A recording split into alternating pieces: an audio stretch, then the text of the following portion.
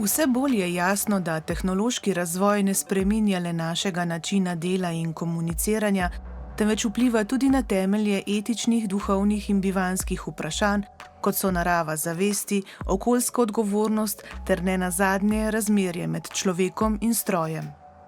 Pri iskanju ravnovesja med tehnološkim napredkom in ohranjanjem človeških vrednot lahko pomagajo prav duhovne tradicije, ki ponujajo moralni okvir, umetno inteligenco pa usmerjajo k služenju skupnemu dobremu. Vse, kar lahko uporabimo v služenje Bogu, je koristno.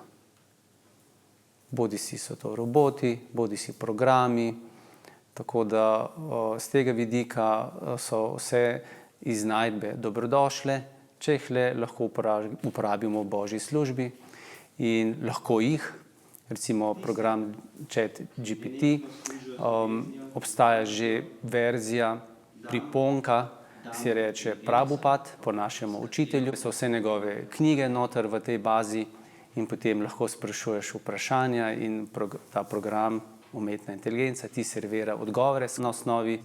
Tako da vsaka stvar v tem svetu se da uporabiti za dobro stvar, za slabo stvar. Na nas ljudi pa je, da uporabljamo vse iznajdbe v korist človeštva.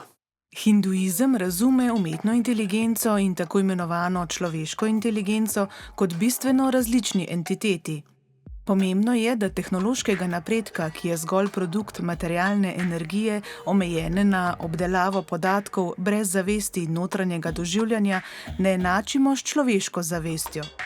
Nad umetno inteligenco je človeška inteligenca, ki izvira iz Božje inteligence, čustva, navdih in vse to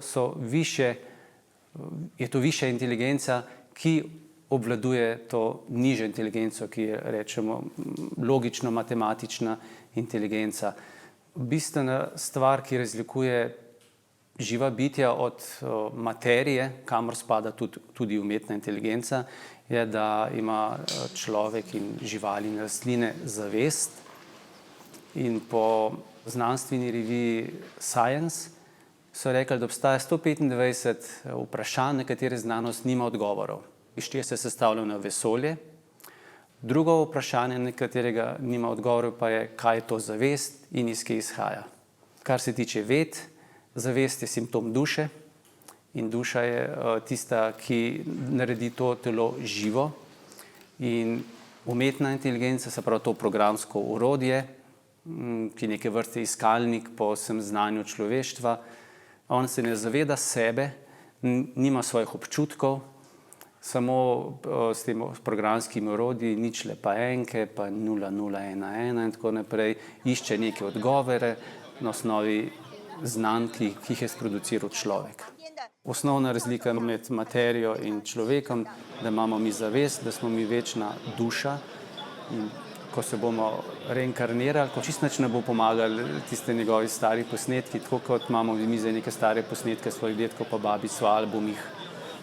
Oni so šli naprej in tega se ne bo dal zaustaviti z umetno inteligenco, ki že beseda pove, je umetna.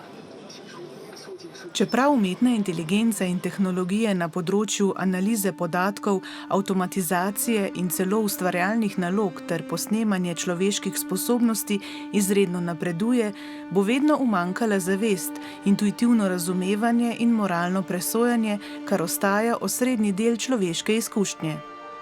Človekovo sposobnost empatije in globoko duhovno doživljanje bodo stroji zelo težko nadomestili. Naša osnovna potreba je, da ljubimo in da smo ljubljeni in računalniki in umetna inteligenca nam tega ne bo mogla dati. In iz tega izhaja potem praznina v srcu človeka, ki nastane zaradi pomanjkanja teh pristnih odnosov, ki smo rekli, jih računalnike ne morejo nadomestiti čisto zares. Iz te praznine potem izhaja pač frustracija, jeza, žalost, ki jo probamo nadomestiti z neko kemijo, se omamljamo z cigareti, alkoholom, drogami in tako naprej. In to povzroča še večjo frustracijo. In zato verjamem, da ljudje imamo v sebi toliko modrosti pa izkušenj, da se bomo še vedno obračali tja, kjer bomo dobili pristne odnose, pristno ljubezen. Naše telo je neke vrste stroj, v katerem je duša, pomočjo katerega se gibamo v tem svetu, izkušamo pač srečo, nesrečo in tako naprej. In to, kar programska oprema nima niti živali, je sposobnost, da se vprašamo, kdo sem jaz, kaj je smisel življenja, ali obstaja kaj presežnega. In to je tisto, kar nas dela veliko večje in boljši stroj, kot se umetna inteligenca, ker v bistvu pravzaprav mi posredujemo pravo inteligenco. Če pa še obogatimo z duhovnim znanjem, pa najvišjo inteligenco možno, in to je duhovna inteligenca.